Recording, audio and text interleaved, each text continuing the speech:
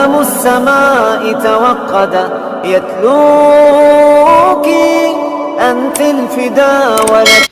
وہ کہتے ہیں نا جی آسائش حیات تو مل ہی جائے گی کہیں نہ کہیں، لیکن سکون قلب، سکون دل مقدر کی بات. بسم اللہ الرحمن الرحیم. میرے معزز سامعین کرام و ناظرین اکرام، یاد رکھیے اگر آپ اپنے دل کا اطمینان چاہتے ہیں، دل کا سکون اور قرار چاہتے ہیں، تو یاد رکھیے میں آپ کو چند چیزیں بتاتا ہوں جس سے آپ پرسکون رہ سکتے ہیں، اپنے دل کا چین اور قرار حاصل کر سکتے ہیں. نمبر 1، یاد رکھیے اللہ کے ذکر سے کبھی غافل نہ ہو.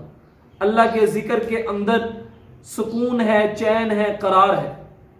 وہ ذکر چاہے اللہ کے اسم گرامی کا ہو، وہ قرآن پاک کی تلاوت ہو، وہ نماز ہو، کسی بھی اعتبار سے ہو، اللہ کا ذکر، وہ ہر اللہ کا ذکر انسانی قلب کو سکون بخشتا ہے. یہ یاد رکھیے، کیونکہ اللہ رب العزت نے ارشاد فرمایا الا بذکر اللہ تطمئن القلوب، کہ ہم نے دلوں کا چین اور قرار اپنی یاد کے اندر رکھا ہے.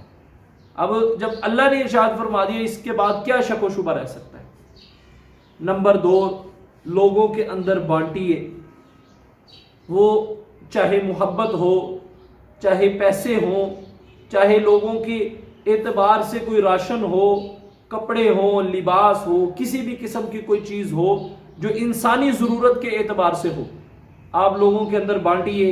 اللہ آپ کے دل کے اندر سکون پیدا فرمائیں گے، آپ کو اطمینان پیدا فرمائیں گے، آپ پرسکون رہنا شروع ہو جائیں.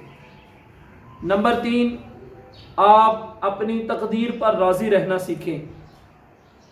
تقدیر پر راضی رہنا سیکھیں، اللہ رب العزت آپ کے دل کو اطمینان عطا فرمائیں گے. جو بندہ تقدیر سے راضی نہیں رہتا، پھر وہ اپنی زبان سے، اپنے حال سے شکوے کرتا ہے، اور یہ شکوے ہی انسان کو پریشان کر دیتے ہیں.